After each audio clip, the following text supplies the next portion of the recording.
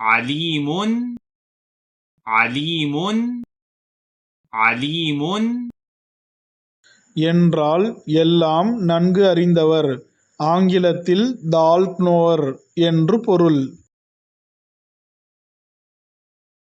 وأسروا قولكم أو اجهروا به